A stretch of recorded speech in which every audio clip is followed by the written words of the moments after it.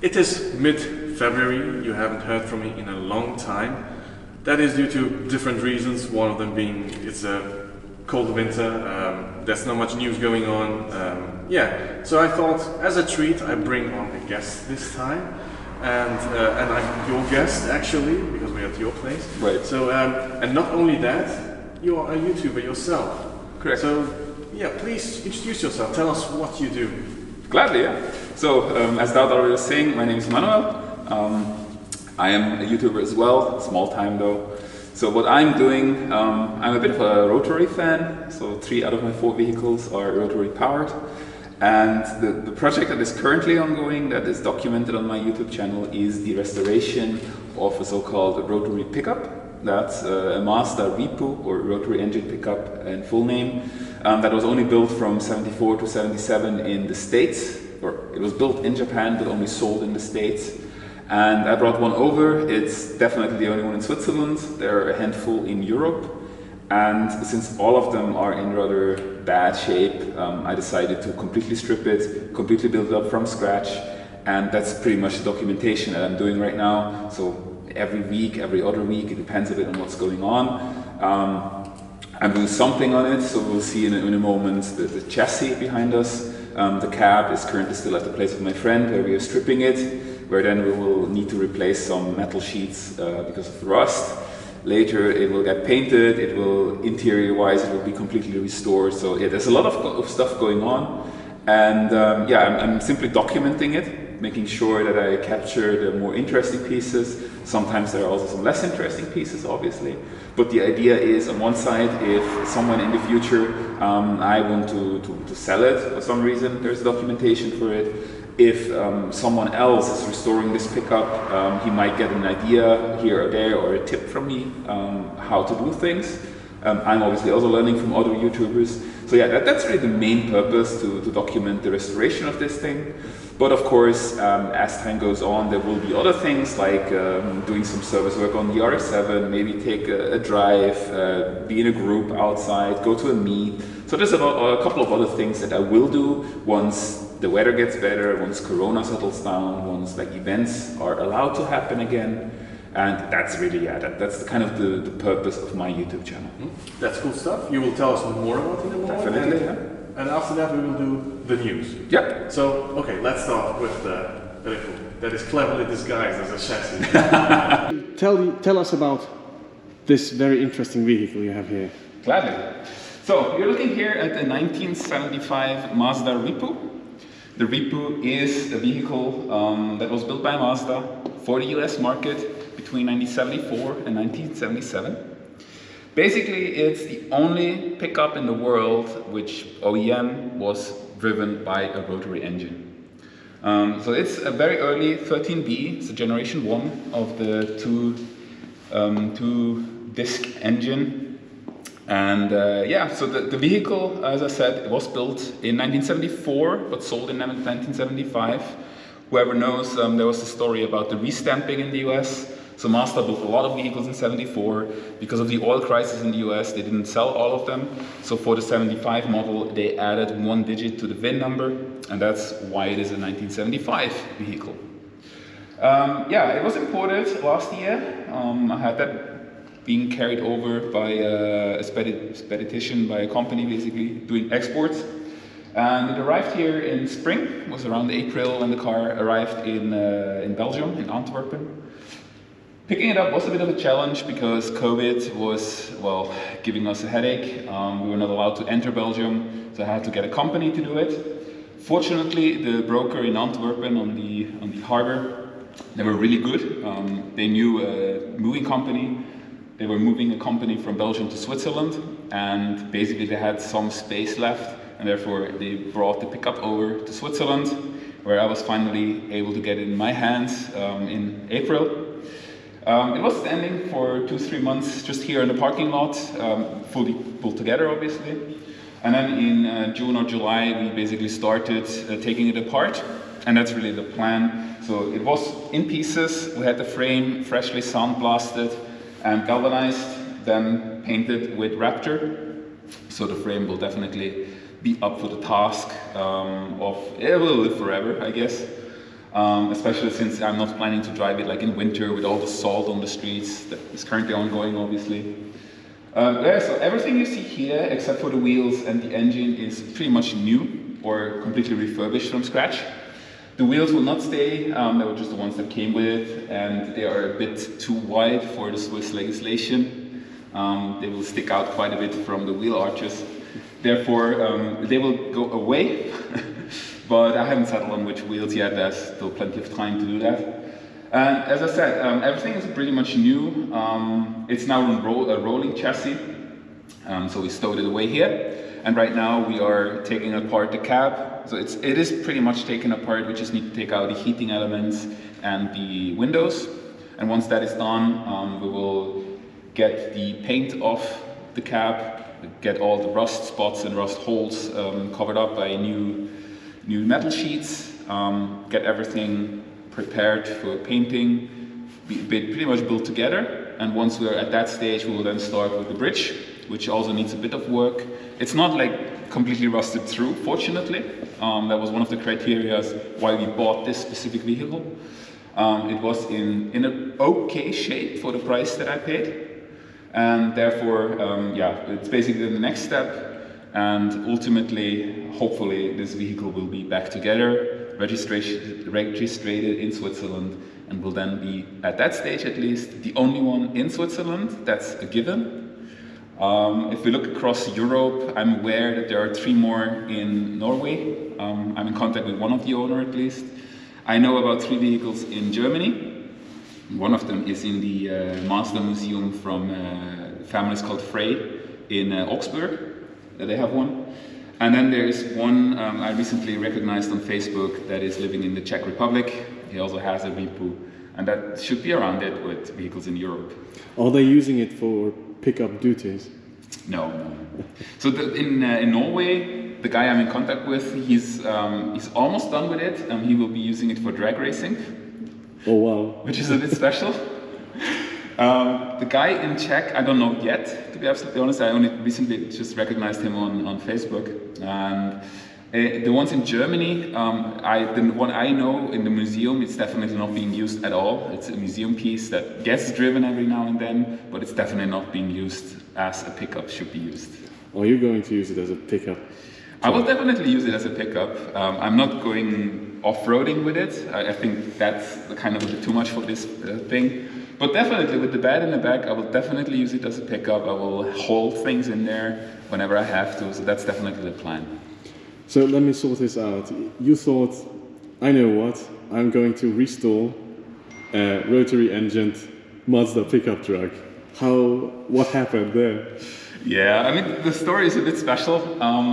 Basically, as Dowd already showed you, I have the FD. That was my first rotary vehicle that I bought, which was like 5 years ago.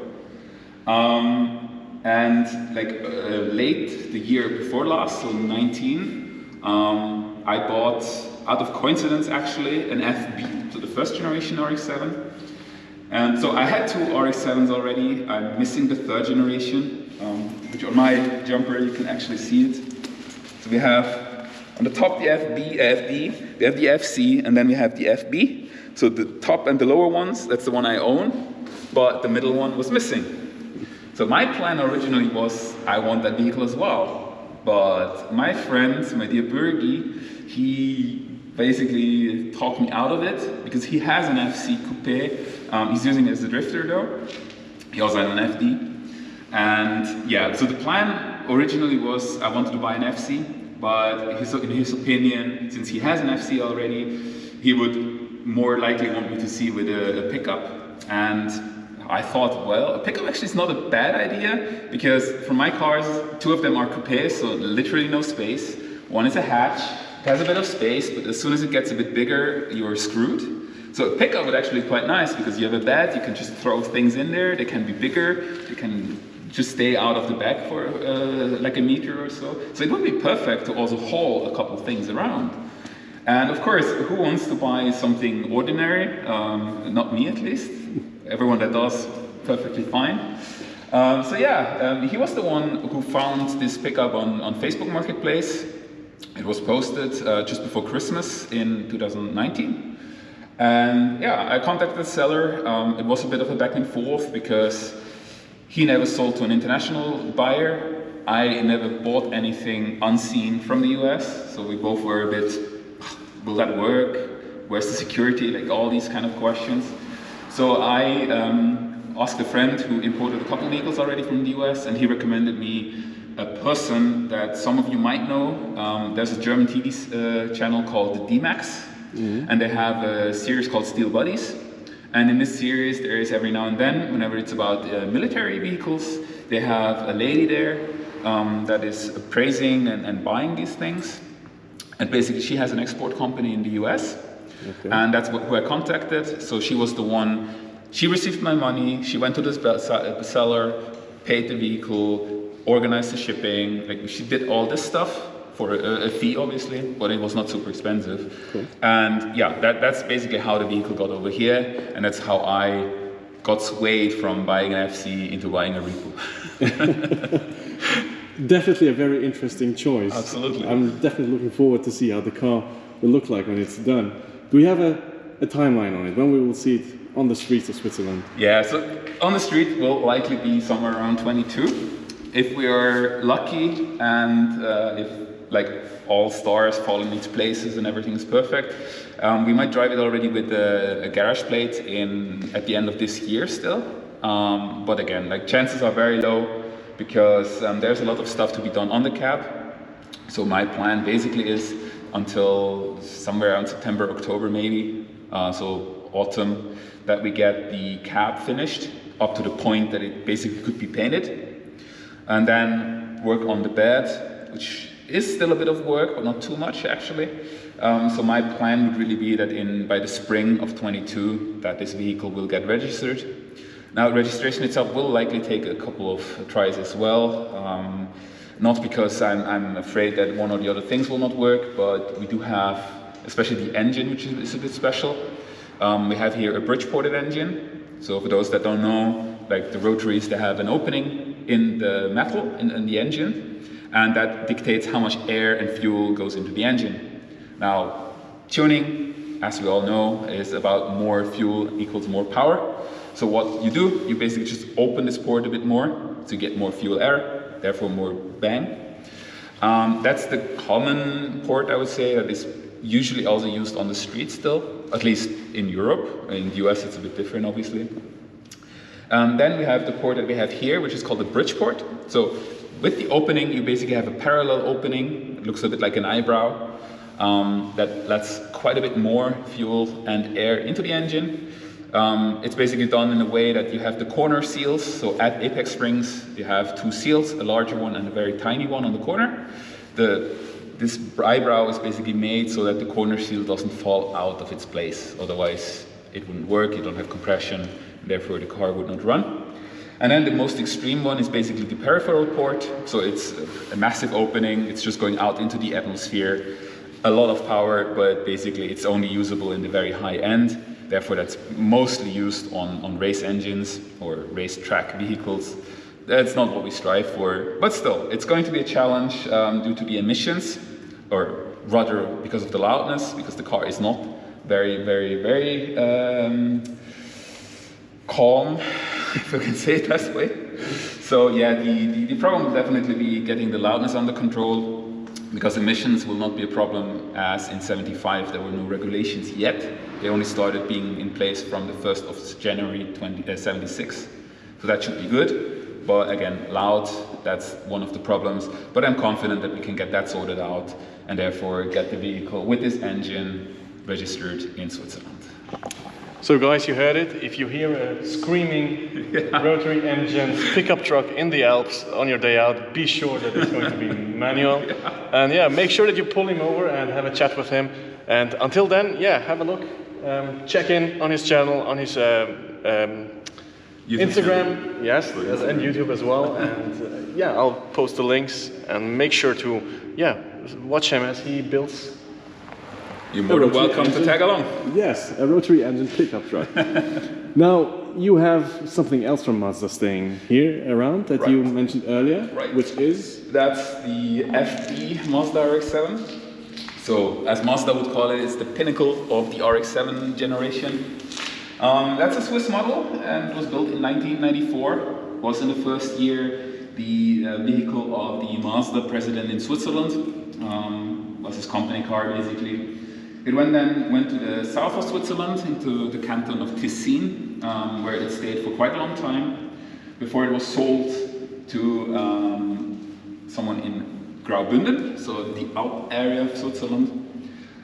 He had an accident on the rear right that was repaired, and basically with that the car went back to the dealer, where I got it from around about 5 years ago. For those that don't know, that's basically the car as you've seen it in all the video games like Gran Turismo, as you've seen it driven by Dom Toretto in the very first The Fast and the Furious, or also in Tokyo Drift. He was driving it with the Veilside body kit, same car. That is true, yeah. So yeah, that's, as I said, it's a 1994, it's a Swiss model, it's left-hand drive, which is quite rare. There's not too many left overall, but also not in Switzerland, obviously. Yeah, this car, it runs, it's quite perfectly fine as it is. It basically has the 99 spec aero, meaning the front bumper and the wing. They are from the facelift model that was only sold in Japan. And other than that, again, technically it is stock, original turbos, original engine, original gearbox, that's all stock. So no NOS tanks in the back? No. The car, since it's relatively light, it has like 1100 kilos. The original 240 horsepower are already plenty, with a bit of optimization, especially in terms of heat. So rotary engines are quite a problem in terms of heat.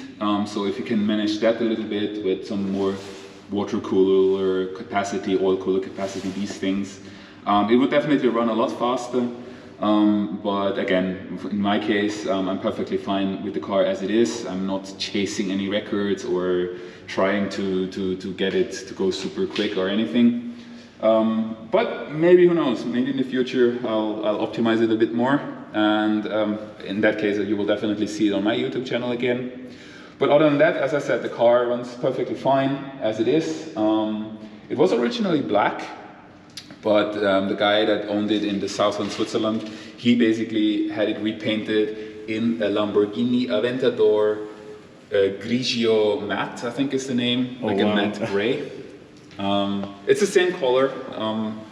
He showed me the guy that painted it actually is not alive anymore, unfortunately. He was quite old, but he used to work for Lamborghini apparently. So yeah, he definitely knew what kind of color was used back then. So this is not a wrap, this is actually painted. It is painted, yeah. Matte black. It's not a cover, a wrap, no. Very nice. Yeah, definitely. Yeah. Now, you also have something that is not a Mazda and does not have a rotary engine. What would that be? Yeah, so basically, since the rotary engines are not the most reliable ones in the world, we all know that, for the everyday needs, I have a rather, I would call it humble. I know you will be laughing now. But yeah, my Focus RS is what I would use as a daily driver. It's a 2017 model. I bought it new from the dealership. It's 0 kilometers. It's still pretty much stock. The only thing I changed was the exhaust, because I like to have a certain tone in my vehicles. It's not loud or anything, it's just a bit more aggressive sound. That's what I like. And yeah, as I said, it's stock, nothing done to it, no chip tuning, nothing like that. It's just a reliable daily driver. Of course, some people will say like, "Oh, you're nuts using a Focus RS as a daily driver," but yeah, why not? This is a sign of a petrolhead. You chose a hot hatchback with a manual gearbox as a daily driver. I think. Yeah, you could call it that way. I mean, again, like I'm through and through a breed that likes the manual transmission. And to be absolutely honest with you, back in 2017, when I was looking at the car market, there was not too many in that size, like a hot hatch, that would have a bit of power, that would be nice to drive, that actually also looks nice. Mm-hmm. So here the criteria for me personally, I don't like a Golf too much because it's just looking the same. You see a lot of them on the street. And to be honest, like Audi RS3 and Mercedes A45 AMG. They were, from my opinion, too expensive and they don't have a manual gearbox. So the other options, there were not too many. Like the Hyundai i30N was not out. In Japan, like Toyota, there was nothing rather quick in that size, so also no option. So yeah, in the end, I sold my Mazda 3 MPS and bought the Focus RS, and yeah, I'm super happy with it. It's fun to drive, it's quick. Yeah, what else could I ask for? I think that is praise from a Mazda guy who sold a Mazda to buy the Focus RS. So this. Yeah, I mean, I'm not a brand hog or anything. I'm absolutely open to any kind of brand. It's just that I have a certain style. Again, I like rotary engines definitely, but as a daily driver, the rotaries are not the best. I completely admit that. It's not a deal for me. But again, I do like my cars to have a certain look, to look a bit aggressive, and the Focus just tick those boxes. So that's why I ended up buying a Focus RS. I agree. This is a cool little garage. I think these are truly signs of a petrolhead that we have here, I must confess. So before we wrap this part up, let's see the FB again, Gladly. just quickly. Yeah. Okay, let's move over there. Okay, here we are. This is also an RX-7. Correct. That's the FB RX-7. It's 84. And also this one is, even among the FBs, it's a bit of a special one because it's a model that was only sold in Switzerland. It's a so-called Mark Suhr edition. Okay. So Mark Suhr, for those that know him, he's a Formula 1 driver. And Mazda had, during these years, they made a special collaboration with the company from Mark Suhr. They sold, as far as I know, 83 or 73, I can never recall, of these vehicles. Basically, it's a stock RX-7. It's nothing special about the technology or something, but basically it has a body kit that was bought and registered by Mark Suhr, and that's basically the body kit that you see on this car. Now, the car itself has not been driven in around 10 years now. Wow. So what happened, the very first owner that bought it, he had it for around about 20 something years. And basically at around 190,000 kilometers, he notices that the power was a bit down. It was still driving fine, but the power was a bit down. That's typically a sign that the apex seals were worn.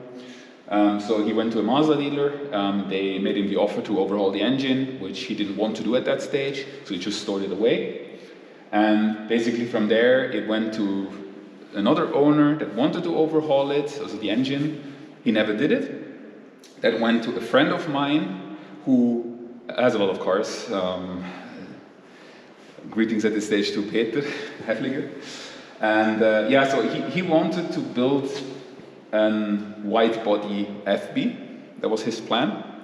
But when he looked at this chassis, it was pretty clean. Basically no rust on it. Okay. So he felt a bit too bad on cutting up a perfectly fine body. So what he ended up with, he sold that to me, and instead he bought an even cheaper FB that had a bit of rust, which he didn't feel any problem on cutting it up and making it a white body version of it. So that's basically how it ended up in my possession. And as for my plans, basically, as I said, we need to overhaul the engine, and definitely after so many years, we probably also need to change suspension and brakes. That's typically what I would expect to do. The plan really is, once the REPU is, I wouldn't say done, but maybe more or less done, and we have the space to take out the engine, that's when we want to overhaul the engine at least, so it could drive and roll, and then in a second step we could still overhaul all the rest in order to get it registered again. But yeah, basically the problem right now, my friend's FC engine is apart because he's overhauling it with Bridgeport for his Drift FC. So we don't want to mix and match parts, obviously. So we want to keep them cleanly separated. That's why right now it's just sitting here waiting for an appointment with the doctor to get the engine out and overhauled. Other than that, yes, as I said, it's stock. I'm planning to keep it in a very similar design as well. We'll probably respray it, just so the paint is nice and clean as well. And this car will definitely be registered in the H or the old-timer registration. because again, it is a bit special with the body kit, and I like the way it is. It will definitely be a nice Sunday cruiser, and therefore, yeah, that's currently the plan with this vehicle. And also to show there are other RX-7s than the FD. Absolutely. I mean, of course, if you look at cost-wise, if you want to buy an FD, at least in Switzerland, it's currently pretty much impossible. There are none on the market. F1 APS, they typically start at like 30, 35,000 Swiss francs. If it's registered and running, obviously. Yes. If you look at the FCs, they have been rising in the last 2 to 3 years as well. So it's rare that you find one below 10 to 15K nowadays, which is a lot. Because like 5 years ago, you could buy them for 3, 4K, no problem. And that one is very similar. So I bought it for 1,500 Swiss francs, not running. But even if you look at the market, there are like 2 or 3 on the market right now, and they start at somewhere around 9.5K, obviously running and registered and everything. Yes. So also here on this model, I expect that the value will definitely rise, and that's why I want to keep it as stock, because it is a Mark Zuru edition. And I've already had a friend from the Rotary group in Germany. He is searching for the side pieces of the rear bumper, and he's basically looking for exactly this one, and he can't find any. And he basically offered me the price I paid for the car just for these parts. So those are kind of signs that tell me that I did a good investment in this car. It will bring a lot of joy once it's running. But it's definitely a keeper in terms of historical value. So that's the plan. That's why I don't want to molest it in any way. Yeah, I'm definitely looking forward to this one, because that's, I think, one that you won't find in the Fast and Furious movies. That's right. That's the car you will not find in movies. I think you will find it in Gran Turismo. It is in Gran Turismo. I'm pretty sure about the FC. That might also be the FB. I think you will find the definitely the standard FB you will find, I think. But yeah, it's definitely the least known model. It's a bit like if you look at the Supra, everyone is thinking about the MK4 because it's cool, it was in the movies and everything. Exactly. Then the MK3, it's a cool car as well. It's similar quick. It just doesn't have the nice shape of the MK4. And then you have the earlier generation Supras that basically no one is even looking at. And that's kind of similar to this car. Like everyone knows RX-7, but everyone instantly thinks of the FD. But no, there are other RX-7s as well, and they are equally nice. Yes, I agree. So definitely looking forward to this one. Thank you very much, Manuel, for the tour. Okay, congratulations, a really nice and interesting garage. Thanks. Definitely looking forward to see them running. Me too. Yeah, I think we will see each other again. Absolutely. Now let's do the news, shall we? Shall we? Let's go. Let's go.